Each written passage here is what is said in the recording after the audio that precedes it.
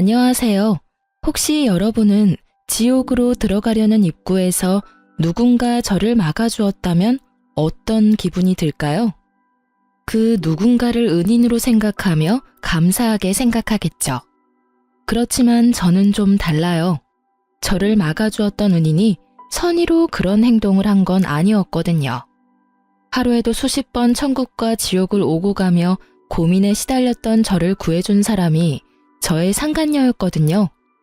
지인들이 제 이야기를 들으면 진짜 잘 됐다며 웃으며 소리칠 정도로 절묘했던 저의 이혼 이야기를 다른 사람들과도 나누고 싶어 글을 올리게 됐네요. 이제 정말로 모든 게 끝났으니까요. 제 이혼의 시작은 직장으로 찾아온 한 사람 덕분이었어요. 일을 마치고 급히 나오는데 한 여자가 저를 찾아왔더군요. 저는 급히 저를 찾았다는 여성을 안으로 들였어요. 당신이 이영준 씨 와이프예요? 저보다 한참 나이가 어릴 것 같은 그 여자는 무례한 태도로 팔짱을 끼고는 저를 아래 위로 훑어보더군요. 예, 그 사람이 제 남편이긴 한데 무슨 일로 그러시죠? 사람 많은 데서 할 이야기는 아니지만 당신 남편이랑 빨리 헤어져요. 싫다는 남자 붙잡고 도대체 뭐 하는 거야? 그렇게 매달리면 마음이 다시 돌아가기라도 할 것 같아요. 아줌마 때문에 그 사람이 얼마나 곤란한지 아냐고요. 한눈에 봐도 젊고 예쁜 여자였어요. 개구쟁이 아들 둘과 그보다 더 말을 듣지 않는 남편을 돌보느라 늙어 빠지고 쓸모없어진 제 모습이 초라해질 만큼이요. 솔직하게 말해볼까요? 이렇게 예쁜 여자가 다 늙어 빠진 남편과 그렇고 그런 관계일 거라고는 상상조차 못할 만큼 늘씬하고 잘 꾸민 그런 여자였죠. 그리고 저런 말을 꺼낼 줄은 더욱 상상 못했고요. 정리 중이라 시끄러웠던 곳이 조용해졌어요. 목소리는 얼마나 큰지 직장 동료들이 다 들었거든요. 우리 남편이랑 뭐요? 저희 사귀는 사이예요. 무늬만 부부인 그쪽이랑은 완전 다르거든요. 뱃속에는 아이까지 있는데 깨끗하게 이혼해 줄 거죠? 여기까지 찾아온 이상 저도 맨입으로 이혼하라는 건 아니에요. 상간녀 소송 할 거면 해요. 그 사람이 다 갚아주기로 이미 약속했으니까. 그러니까 알아서 눈치껏 좀 빠져줘요, 아줌마. 그 이야기를 들으면서 저는 정말 천국과 지옥을 오갔어요. 동료들 앞에서 남편의 불륜이 탄로났다는 수치스러움과 지금 이 지옥 같은 상황에서 빠져나가게 해줄 거라는 안도감이 저를 가득 채웠거든요. 차분하게 생각해보니 도리어 제게 반가운 말이더군요. 그리고 지금 이 상황에 이런 말을 하는 상간녀는 아무것도 모르고 있구나라는 걸 파악했거든요. 그래요? 그렇게나 사랑하신다고요? 그럼 이혼해 드릴게요. 그 늙고 볼품없는 남자를 원한다면 드릴게요. 꼭 결혼해서 행복하게 사세요. 제 말에 상간녀는 생각보다 더 크게 당황한 표정이었어요. 그럴 수밖에요. 모진 소리 들을 거 각오하고 여길 찾지 않았겠어요? 그런데 선뜻 이혼해주겠다니 본인도 당황스러운 거겠죠. 저는 웃어줬어요. 이 수치스러움과 쪽팔림보다도 눈앞에 상간녀가 저 대신 지옥으로 걸어 들어가게 될 걸 예상하고 있었으니까요. 남편의 상간녀에 대해 처음으로 알게 된 건 5년 전이었어요. 시부가 무척 많이 아팠던 때였죠.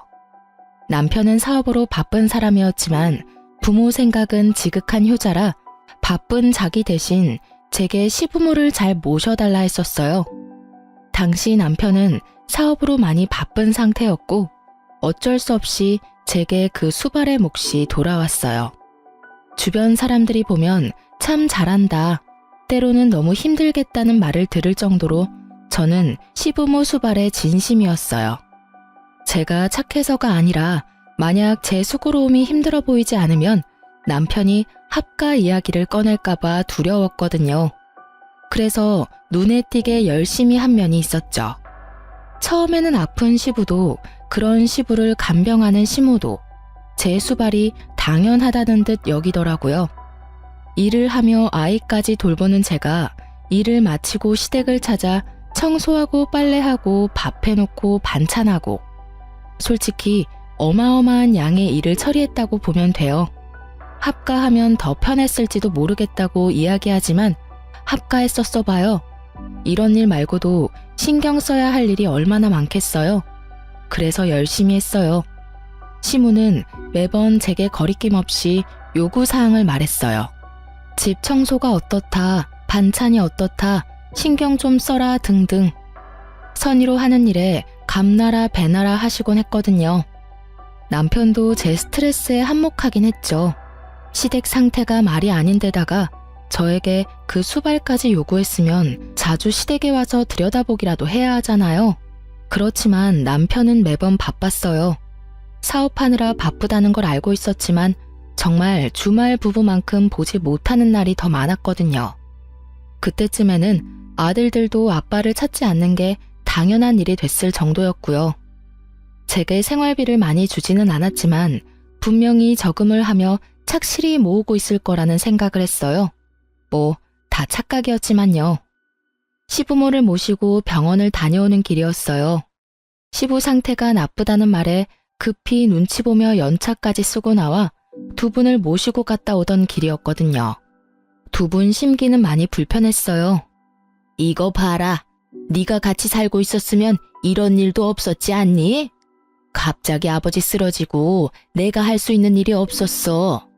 너희 진짜 합가할 생각 없는 거니? 네가 적극적으로 이야기하면 네 남편이 싫다고 할 리가 없지 않니? 어머님, 아들들 이사하면 학교도 다 옮겨야 하고 애들 친구들하고도 다 헤어져야 하잖아요. 예민한 나이인데 좀 이해해 주세요.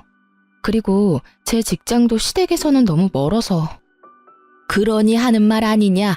직장을 우리 집 근처로 옮기던지. 그리고 손주들이야 뭐가 그리 중요해? 어른들부터 잘 챙겨야 아랫사람들이 잘 되는 거야. 그간의 제 노고 따위는 가뿐히 씹어드시는 시모 말에 기분이 상한 건 저도 마찬가지였죠. 제 시간, 노동력, 정신노동까지 써야 하는 일인데 합가라니 말도 안 되는 일이었죠. 그래서 간곡하게 안 된다며 운전에만 집중하고 있었어요. 그러다 길을 잘못 들게 됐어요. 시모 말 때문에 화가 나서 빠져야 하는 길에 빠지지 못하고 직진하게 됐거든요. 또 한참 둘러가야 된다는 생각에 한숨을 쉬는데 옆 차선에 어디서 많이 보던 차가 한 대 있더군요. 남편 차였어요. 반가운 마음과 화가 나는 마음이 동시에 들었죠. 남편 때문에 다 이런 일이 일어난 게 아니냐 싶은 마음이 깊은 곳 한켠에 존재하고 있었거든요. 남편에게 급히 전화를 걸었어요. 어디야? 나? 지금 지방 내려와 있어. 오늘 좀 바빠서 일찍 못 들어가. 그렇게 말하고 끊더라고요. 제 눈앞에 뻔히 남편 차가 있는데 말이죠. 그 차에 다른 사람이 타고 다닐 일도 없었어요. 워낙 애지중지하던 차다 보니 다른 사람에게 맡기는 걸 본 적이 없었거든요. 저는 뒤에 시부모님이 있다는 걸 알면서도 남편의 차를 뒤쫓았어요. 왠지 모를 싸한 기분이 들었거든요. 그렇게 차가 도착한 곳은 모텔촌이었어요. 그리고 그곳에서 나오는 건 남편과 웬 여자였죠. 얘, 집에는 안 가고 여기는 왜 와? 시모 말도 무시하고 저는 차에서 튀어나가며 남편을 불렀어요. 여보. 제 말에 남편이 깜짝 놀란 듯 뒤돌아보더군요.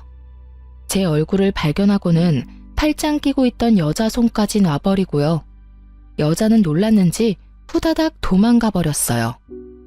여보, 당신이 여길 어떻게... 내가 할 말이지. 당신이 왜 여기에 있어? 그것도 새파랗게 젊은 여자랑. 여태껏 바쁘다더니 바람 피고 있었던 거야? 너 지금 바람 피면서 나한테 시부모님 수발 들도록 만들었어? 여보, 그게 아니라 저 여자랑은 그냥 잠깐 쉬려고 온 거야.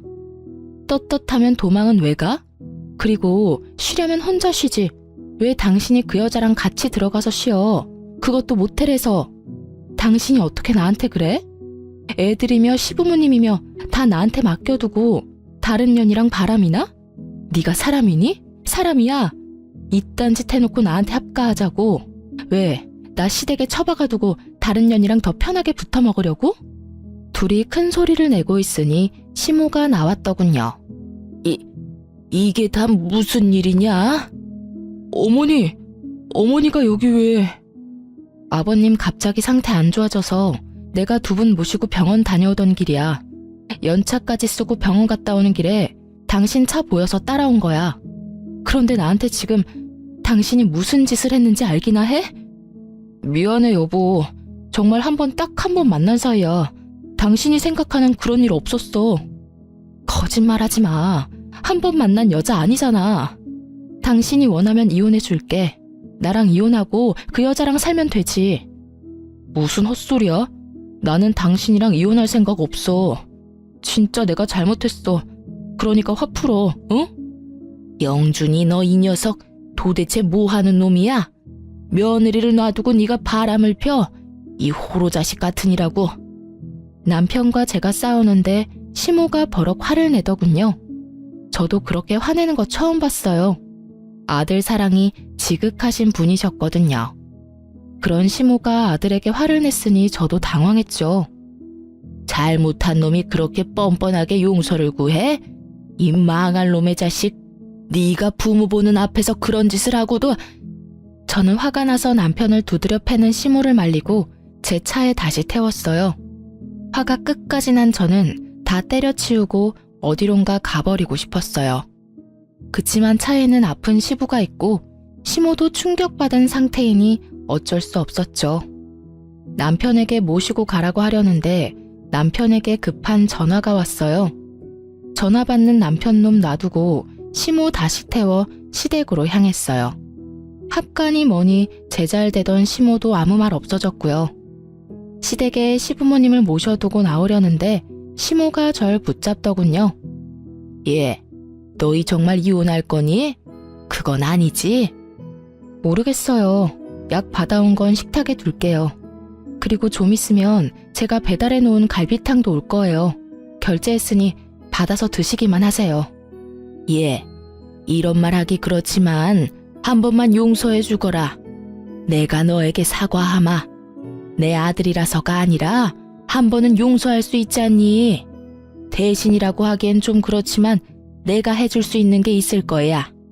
너희 시아버지가 가지고 있는 집이 있지? 그거 너한테 주마. 아들이 둘이나 있고 여태껏 가정 잘 꾸려왔으니 이혼은 하지 말거라. 그렇게까지 하지 않으셔도 돼요. 그 사람 마음이 떠난 거면 제가 뭘 해도 원상복구는 안 될 거예요. 내가 아들 녀석 호되게 혼내주마. 그러니까 한 번만 용서해줘라. 그 녀석도 잘 알 거야. 그 여자랑 깊은 관계였으면 그 자리에서 더 당당하게 굴었겠지. 그런 것도 아니지 않니?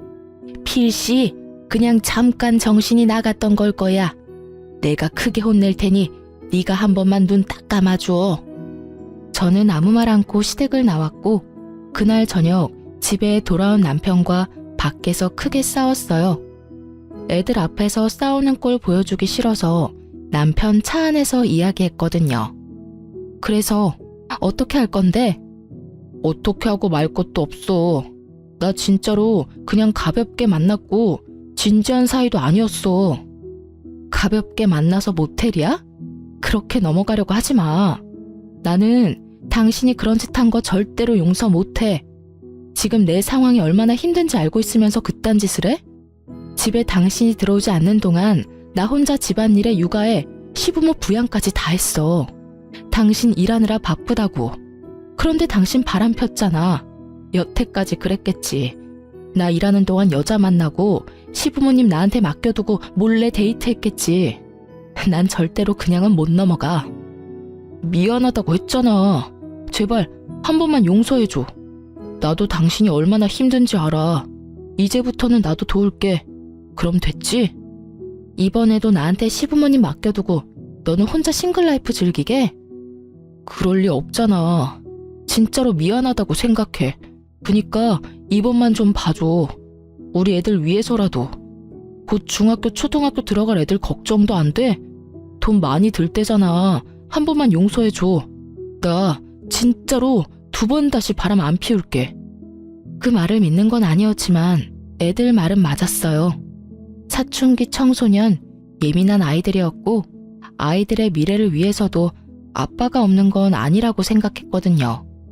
아이가 걸려있는 일에는 언제나 제가 약자가 될 수밖에 없는 현실이 싫었지만 어쩔 수 없이 이번 일은 없던 일로 하기로 결정했어요. 그 부분에 대해 각서까지 썼죠. 그 각서가 종이 쪼가리일 뿐이라는 것은 알았지만 그것도 없으면 정말 아무것도 해결이 안 된 것 같은 기분이었거든요. 나중에 시모에게 다시 결혼 생활을 이어가겠다고 말했는데 시부와 시모는 저를 데리고 가 시부가 가진 집 명의를 변경해줬어요. 그러고는 남편에게는 아무 말 하지 말라고 하시더군요.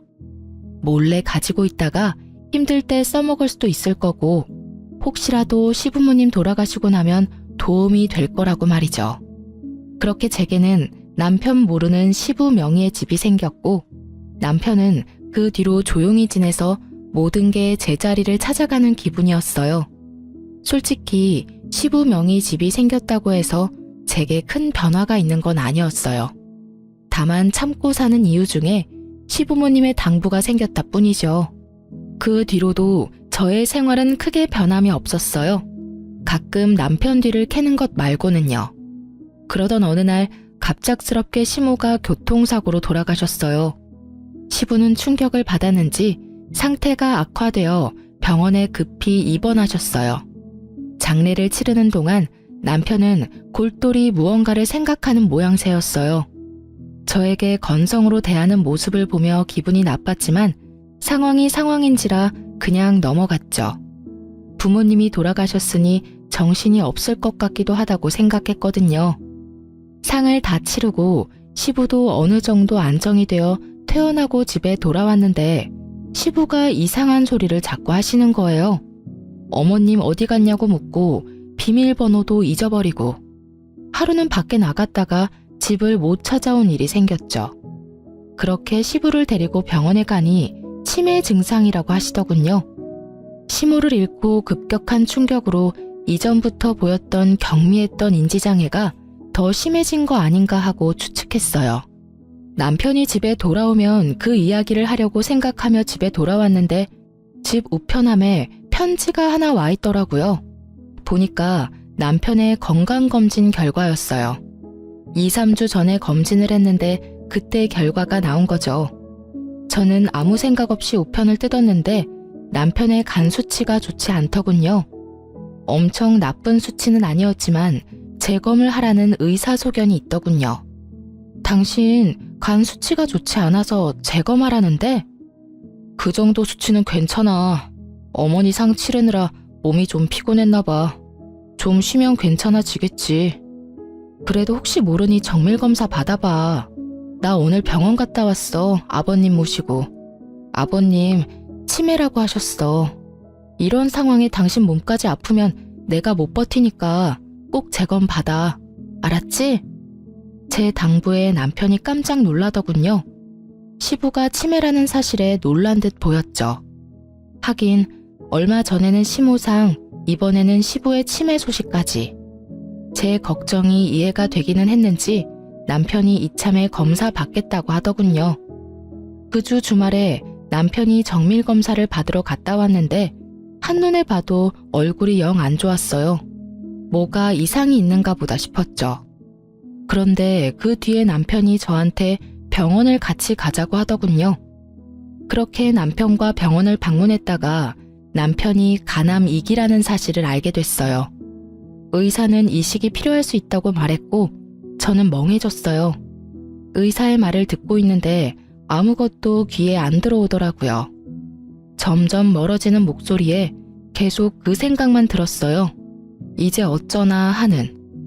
아픈 시부는 치매에 걸렸으니 내가 돌볼 수 없다 치더라도 아직 대학까지 갈 길이 먼 우리 두 아들과 남편의 암수발까지 어찌드나 하는 생각만 들었죠.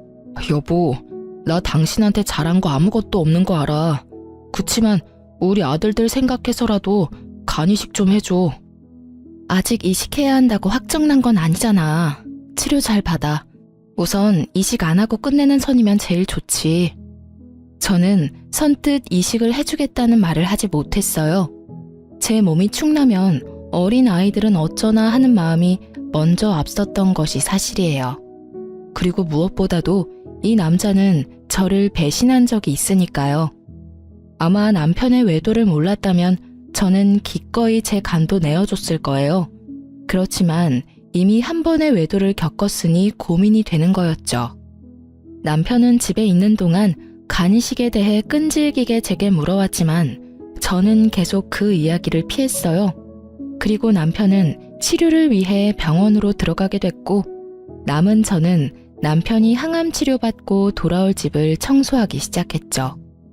암 환자에게 더러운 환경을 제공할 수는 없으니 깨끗하게 집안을 치웠어요. 남편이 쌓아둔 물건들을 청소하는 중에 너무나 충격적인 걸 발견하고는 그 자리에서 주저앉았어요. 이혼 신고서였어요. 그것도 작성이 되어 있는 신고서였죠. 제가 써야 할 부분만 남겨두고 나머지는 빼곡히 채워진 서류를 보며 저는 이를 악물었어요. 아마 이 서류가 자신의 암 진단 소식을 듣고 쓰여지지는 않았을 거예요. 분명히 암 진단 되기 전에 쓴 거겠죠. 그러니 지금 저한테 간이식 나팔을 불며 해달라고 난리인 거고요. 저는 자리에 앉아 그 분노를 고스란히 곱씹고 있었어요.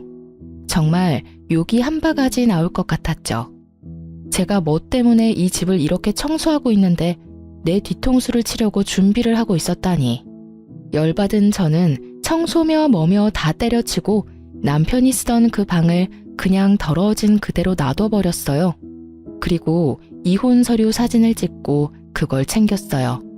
남편 놈이 원하는 게 뭔지 정확히 알아야 하니까요. 그 다음날 일을 하러 가서도 그 이혼 서류 생각만 했어요. 남편 놈이 왜 나와 이혼을 하려고 하는 것일까 그 생각이 들었죠. 그리고 그 생각의 끝에는 여자가 있었어요. 남편은 외도를 한 적이 있었잖아요. 그때는 그냥 노는 사이라며 헤어졌지만 여태껏 만나고 있었을 수도 있죠. 그러면 좀 더 깊은 사이가 됐을 수도 있고요. 그렇게 하루 종일을 그런 생각과 씨름하며 스트레스 받던 제게 그 여자가 찾아온 건 퇴근하기 직전이었어요. 그리고 그 여자가 제게 남편과 헤어져 달라고 하더군요. 그 이야기를 들으면서 그 여자는 저를 화나게 할 작정이었던 것 같아요. 제가 화를 내면 낼수록 이혼이 더 가까워질 거라고 생각한 듯 하고요. 그렇지만 그 여자는 아무것도 모르고 있는 것 같더라고요. 하긴 남편 놈이 그 이야기를 상간녀에게 할 리가 있겠어요? 아프다는 이야기하면 떨어져 나갈 게 분명할 텐데 게다가 수발 들라는 걸 상간녀에게 말할 수나 있겠어요?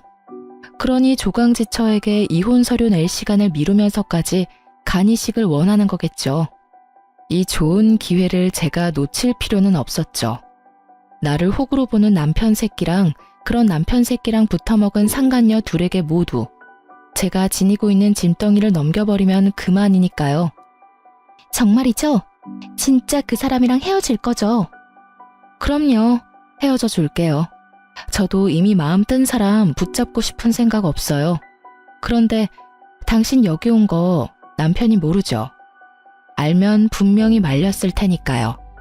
지금 당장 저랑 이혼하면 손해보는 건 남편 놈이잖아요.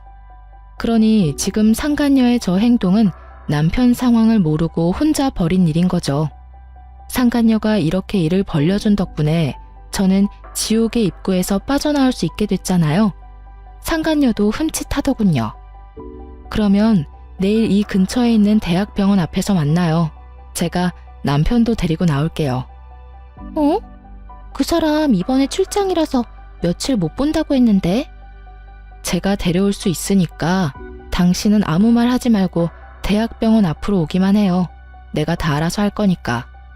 이혼 서류도 작성해서 갈 테니까 걱정 말고 와요. 제 말에 상간녀가 의심의 눈빛을 보내더군요. 왜 이렇게 협조적인지 궁금했겠죠. 그래서 제가 말했어요. 그 사람 저번에도 바람 피웠어요. 두 번째 바람 피면 끝이라고 말했으니 끝인 거예요. 저도 미련 없고 재산 분할만 잘 끝나면 더 이상 볼 필요 없는 사람이거든요. 제 말에 그제야 의심을 거둔 상간녀가 약속 잊지 말라며 나가더군요. 직장 사람들 중 퇴근하지 못하고 남아있던 몇 명의 사람들이 제게 다가와 괜찮냐며 묻더라고요. 정말 이 순간에는 너무 부끄러웠어요. 상간녀가 회사로 찾아올 정도니. 솔직히 상간녀에게 남편을 넘기는 건 열받지 않았으나 저를 이런 비참한 꼴로 만든 건 정말 열받았어요. 게다가 남편이 앞에서는 나뿐이라며 동정심사게 말하고는 상간녀에게는 아프다는 이야기조차 하지 않고 저를 이용하려고 했다는 생각에 배신감이 무척 들었죠. 사랑하는 상간녀에게는 고생도 시키지 않는가 보다 하는 생각이 들었거든요. 그러니까 저도 남편 새끼 계획대로 해줄 필요 없잖아요. 그날은 남편이 퇴원하는 날이었어요. 항암을 하고 내려오는 남편을 데리고 대학병원 앞에 있는 카페로 가서 앉았어요. 남편은 첫 번째 항암제가 크게 나쁘지 않았는지 저번보다는 좀 더 건강한 모습이었어요. 여보, 여기는 왜 왔어? 커피 마시고 싶으면 테이크아웃해서 가면 되지. 왜 굳이 들어와서 마셔? 아, 오늘 여기서 만날 사람 있거든. 걱정하지 마. 곧 올 거야. 그 사람하고 약속한 게 있어서 꼭 전해줘야 하거든. 그럼 난 차에 가 있으면 안 돼? 안 돼. 당신도 옆에 꼭 있어야 해. 당신 건강도 걱정되고.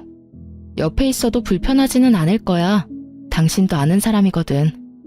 제 말이 끝나기가 무섭게 상간녀가 카페 안으로 들어오더군요.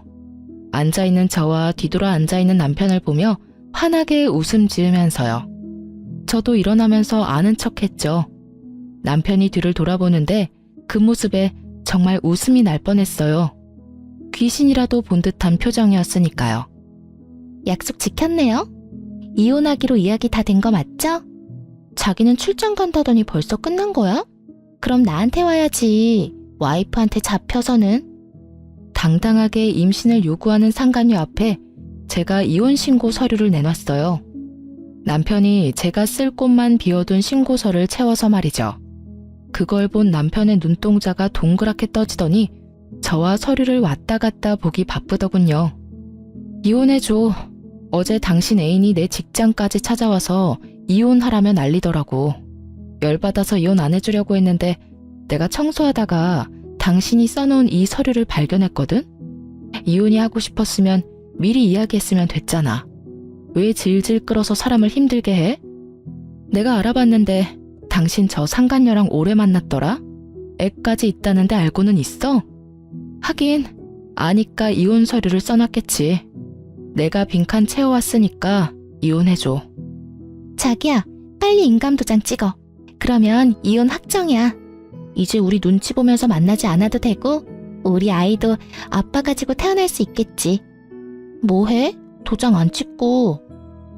남편 새끼는 땀을 삐질삐질 흘리며 서류만 쳐다보고 있더군요. 하긴 저한테 요구해야 할 일이 얼마나 많은데 이혼이 하고 싶겠어요? 그리고 제 몸이 아픈 걸 알면 상간녀가 자기랑 결혼하고 싶겠냐고요. 그래, 도장 찍어. 상간녀가 도장 찍으라잖아. 알지? 도장 찍고 나면 다 끝나. 재산 분할하고 아이들 친권 양육권 나한테 주면 돼. 그 이상 당신하고 나 사이에는 아무것도 없는 거지. 이혼은 안 돼. 너 여기 왜 왔어? 아니, 와이프 직장까지 쳐들어가서 무슨 짓 한 거야? 자기, 지금 나한테 화낸 거야? 아니, 그것보다 이혼을 왜 안 하는 거야? 저번에 하겠다고 철석같이 약속해놓고 왜? 너 혹시 와이프 못 떠나겠다 뭐 이런 거야? 나 임신까지 시켜놓고. 그런 거 아니야. 애는 책임질게. 그치만 이혼은 지금 하면 안 된다고. 당신 이해를 좀 해. 내 상황이 지금... 여튼 안 돼. 이혼은 절대 안 돼. 이혼은 절대 안 된다는 말에 상간녀가 남편 새끼 뺨을 철썩 때리더군요. 어휴, 어찌나 통쾌하던지. 와이프 버리고 사랑할 정도였던 여자 손에 맞으니 기분이 남달랐겠죠. 상간녀는 기분이 나쁜지 남편 놈에게 따지더라고요. 왜 안 된다는 건데? 속 시원하게 말 좀 해봐. 나 배신하는 거면 나도 자기랑 나랑 불륜한 거 다 까발릴 거야, 자기 회사에. 그 말에 남편이 입을 꾹 닫고 있자 상간녀가 열받아서 저를 보며 뭐라고 하더군요. 자기, 혹시 와이프한테 약점 잡혔어? 뭐 잘못한 거 있어? 아줌마가 말해봐요. 도대체 뭔 짓을 했길래 이 남자가 이혼을 안 하겠다는 거예요? 분명히 며칠 전까지 저한테 꼭 이혼하겠다고 한 사람이거든요? 그러게요. 이 이혼 서류 먼저 쓴 사람이 남편이거든요. 저는 빈자리 메운 거밖에 없었어요. 그런데 이혼을 왜 안 해줄까? 최근에 바뀐 건 그것밖에 없네요. 우리 대학병원 앞에서 만난 이유도 그것 때문이에요. 사랑하는 상간녀 상처받을까봐 가남 이기인 것도 말 안 했나 보네? 남의 입으로 듣기 싫었을 텐데.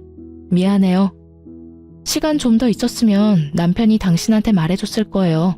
안지 얼마 안 돼서 저한테 간 이식해달라고 끈질기게 요구하고 있었거든요. 전 남편이 예전에 바람핀 것 때문에 간 주겠다고 약속도 못하고 있었는데 잘 됐죠. 이렇게 간 줄 수 있는 건강한 상간녀가 있으니까요. 아, 그런데 애가 뱃속에 있으니까 애는 낳고 줘야겠네요? 뭐 그건 두 사람이서 알아서 하세요. 어차피 내 간만 아니면 되니까요. 이혼하면 간 줄 필요도 없죠. 하긴 이혼하지 않아도 줄 생각은 없어졌지만 제 말에 남편 놈이 식은땀을 줄줄 흘리며 입을 답싹거리더군요. 그리고 상간녀는 너무 놀랐는지 아무 말도 안 하고요. 왜요? 남편 달라면서요. 줄 테니까 알아서 잘 가져가요.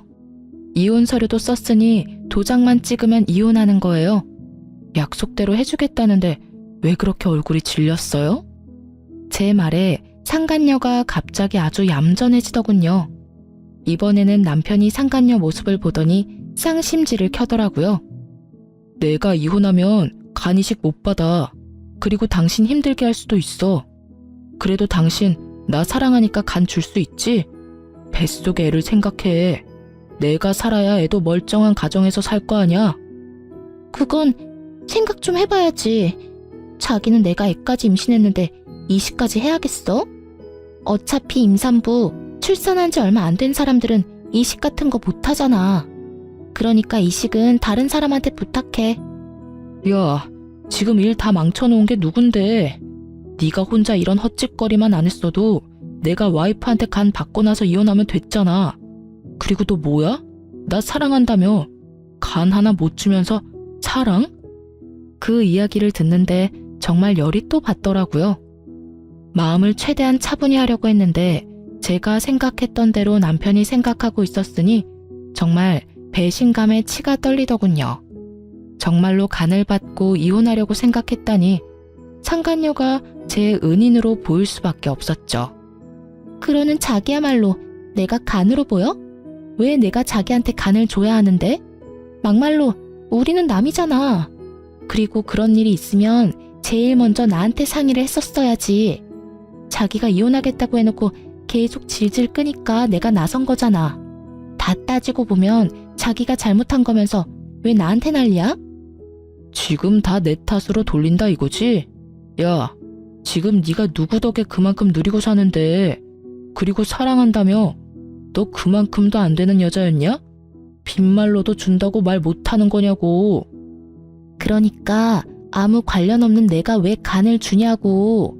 옆에 있는 아줌마한테 간 받으면 되겠네. 네가 다 망쳐놨잖아. 내가 좀만 기다리라고 했지. 하여튼 멍청한 것도 병이지.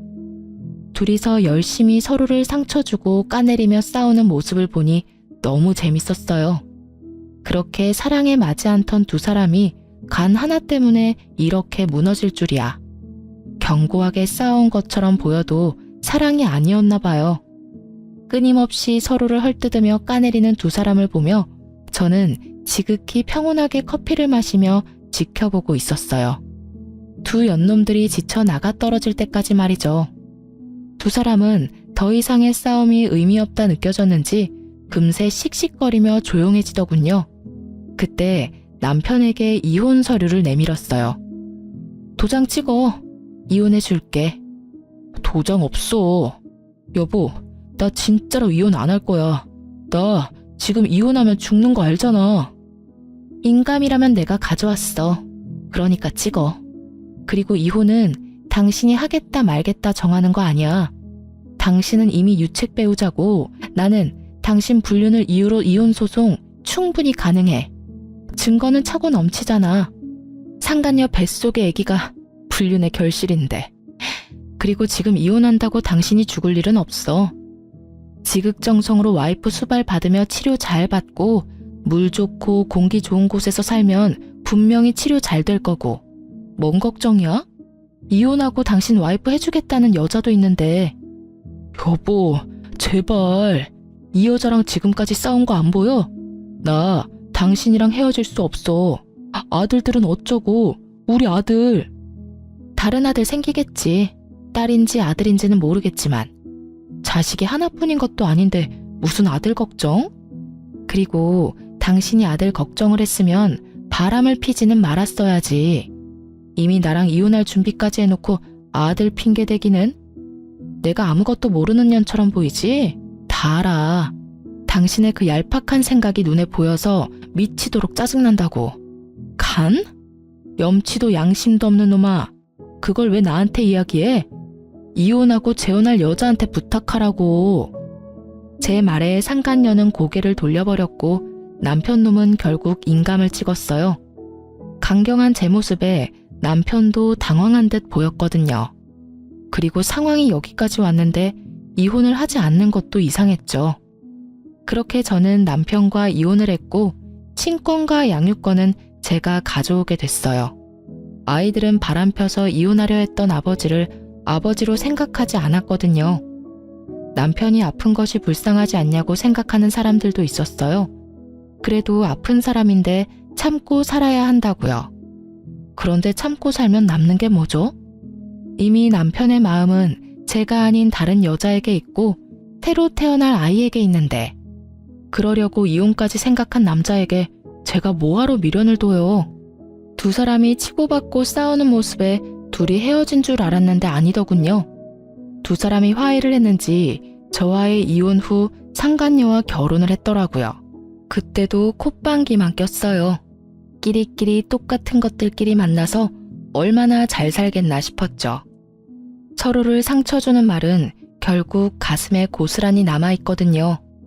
그렇게 상처 주고 상처받은 사람들이었으니 온전히 살 수 있을 리가 없다고 생각했어요. 그리고 전 남편의 결혼 소식이 들리고 몇 달 뒤에 전 남편이 제게 울며 전화가 왔더군요. 처음에는 받지 않으려고 했는데 아이들 일일지도 몰라서 받았죠. 여보, 나 좀 도와줘. 이혼한 마당에 내가 해줄 수 있는 일은 없는 것 같은데. 제발, 나 너무 힘들어. 지금 입원해 있는데 보호자가 없으니 일 처리가 제대로 되지가 않아. 보호자가 왜 없어? 당신 마누라 있잖아. 마누라 찾아야지 왜 엄한 나를 찾아? 그 망할 여자는 여기 없어. 그 여자도 지금 당장 찾으러 가야 하는데 코빼기도 안 보여. 그년이 내 집 팔고는 돈 들고 날랐어. 그게 무슨 소리야? 우리 재산 분할할 때 아버지 명의 아파트가 당신 명의로 넘어간 거 보고는 집에 돈 될 만한 물건 없다고 생각했나 봐. 하긴 없긴 했지. 아버지 사시는 엄마 명의 건물은 대출이 걸려 있으니 돈이 안 될 것 같으니까 우리 집을 판 모양이야. 게다가 내가 공동 명의로 해줬거든. 참 대단한 사랑이다 싶었어요. 그렇게 속내 다 내놓으면서 싸워놓고 공동명의라니. 그렇게 싸워놓고 공동명의? 당신도 대단하네. 그 여자가 나한테 간 준다고 했단 말이야. 나도 그냥 준 거 아니었어. 그것 때문에 준 거였는데 내가 몸 상태가 너무 안 좋아져서 얼마 전에 입원했는데 그동안 내가 죽을 거라고 생각했는지 필요한 거 싹 다 챙겨서 도망갔더라고. 그리고 나 몰래 나 죽으면 보험금 얼마 나오는지도 물어봤다더라. 진짜 징그러운 여자야. 내가 그런 여자한테 정신이 팔렸다니 정말 당신 보기 민망하고 미안해서. 나한테 미안해할 필요 없어. 당신이랑 나 이제 아무 사이도 아닌데 뭐. 그래서 신세한탄 하려고 나한테 전화한 거야? 그건 아니고 나 죽으면 보험금 그 여자가 다 가져갈 건데 당신 그거라도 챙겨야 하잖아. 그러니까 다시 재결합하자 우리. 나도 그런 여자한테 속아서 당한 거고 당신도 한 번만 눈 감아주면 되잖아. 다 끝난 마당에 보험금은 무슨 보험금인가 싶었죠. 그러니까 당신이 나한테 간이식 좀 해줄 수 없을까? 나 그 여자 때문에 스트레스를 너무 많이 받아서 그런지 몸 상태가 너무 안 좋아져서 간이식까지 해야 한다고 하거든. 정말로 사람 하나 살리는 셈치고 나한테 이식 좀 해줘. 나 앞으로 당신 말이라면 죽는 신용이라도 할 테니까. 게다가 우리 애들 생각해서라도. 혼자서 지랄을 하네. 우리 애들 생각하는 거면 더더욱 당신이랑 재결합은 아니지. 애들이 우리 이혼하면서 얼마나 상처받았는지 모르지? 벌써 중학교, 고등학교 들어간 애들이 자기 아빠 불륜인 거 몰랐을까봐? 다 알고 있어. 내가 말하기도 전에 벌써 다 알고 있더라. 인간아, 어떻게 살았으면 자식들한테 바람난 아버지 부끄럽다는 이야기를 들어? 당신이 한 짓이 그런 짓이야. 그러니까 나한테도 애들한테도 절대로 연락하지 마. 알았어? 여보, 나 진짜로 당신 없으면 죽을지도 몰라. 나 혼자서 어떻게 투병 생활을 해. 치료받는 동안 보호자만이라도 되어주면. 진짜 징글징글하다, 당신. 나한테 간 줄 거냐고 악착같이 묻고 다녔을 때 이미 나랑 이혼하려고 생각했던 거 알아. 당신 그런 사람이야. 자기 몸 생각해서 싫은 여자랑도 같이 살 수 있고 아쉬운 소리도 할 수 있고 끔뻑 죽는 신용도 할 수 있는 사람. 나는 여전히 열받아 있는데 뭐가 어쩌고 저째? 재결합? 혼자서 북치고 장구치고 앉았네. 난 절대로 재결합 안 해. 당신 수발 들라고? 내가 왜? 내가 왜 그래야 하는데? 그러고 나서 나중에 또 딴 년이랑 붙어먹게? 그 꼴 못 봐 나는. 그러니까 암 투병 생활 같이 해줄 수 있는 사람 찾아. 그건 한 번뿐이었고. 그 한 번 때문에 나는 당신에 대한 신뢰를 다 잃었어. 그러니까 나한테 당신이 죽는다 산다 그런 말 하지 마. 의사가 처음에 그랬지? 치료 잘 받으면 살 수 있을 거라고. 당신이 여기서 매달려야 하는 사람은 내가 아니라 의사라고. 저는 그렇게 말하고 전화를 끊어버렸어요. 불쌍하다며 남편을 옹호하는 사람도 있겠죠. 하지만 저는 잊지 못했어요. 자기 목숨 경각에 달렸을 때 그 여자랑 관계는 유지하면서 저한테 간을 달라고 하고 저한테 암수발을 시키려고 했던 남편을요. 그런 사람인 거예요. 제가 마음이 약해져서 또 받아준다면 또 그런 일이 일어나지 않으리라는 보장이 있나요? 그렇다고 제 동정심이 두 사람의 관계를 회복시켜줄 수 있나요? 아니에요. 절대 그럴 일 없어요. 이미 저에게서 마음이 뜬 사람이에요. 저를 여자로 보지 않는 남자죠. 그런 남자가 제가 간 줬다고 제 옆에 남아있을 리가 없죠. 몸이 좋아지면 또 다른 여자 찾아 떠날 놈이거든요. 그렇게 전화를 끊고 그 뒤로 남편 놈의 이야기는 간간히 듣기는 했어요. 몸이 안 좋아서 하던 일 다 그만두고 백수로 지내면서 조용히 살고 있다고 하더군요. 예후가 나쁘지는 않았지만 그리 좋지도 않아서 계속 현상 유지만 하고 있는 모양이었죠. 도망간 상간녀는 제게 줘야 할 위자료를 토해내고는 도망다니다 결국 남편 놈에게 잡혔다고 하더군요. 정확하게 말하면 남편이 고용한 사람들에게요. 남편이 상간녀를 애가타게 쫓아다닌 이유는 자기 보험금 때문이었대요. 웃기죠? 상간녀는 눈앞에 돈 때문에 집 팔고 도망가면서 일부러 이혼은 해주지 않았대요. 죽으면 보험금이나 재산이 자기한테 넘어올 거라고 생각했나 보더라고요. 또 그걸 두고 볼 수 없던 남편이 악착같이 상간녀를 쫓아다녔으니 결국 두 사람의 재혼은 이혼으로 끝을 맺었어요. 그럴 거 뭐하러 그렇게 둘이 붙어먹으면서 사랑 노름이나 했는지. 지금 생각해보면 저와 이혼하려고 결심한 주제에 자기 몸 생각해서 몇 년 더 데리고 있으려고 했던 전 남편의 그 오만함에 웃음이 다 나와요. 그리고 이 기회를 빌어 상간녀에게 아주 고마운 마음을 전하고 싶네요.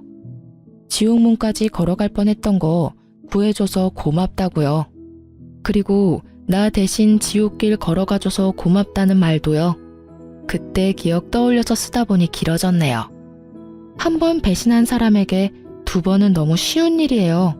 그러니까 배신당했다면 뒤돌아보지 마세요. 저처럼 지옥문 앞까지 갔다 돌아올 수도 있거든요. 제 사연 들어주셔서 감사합니다.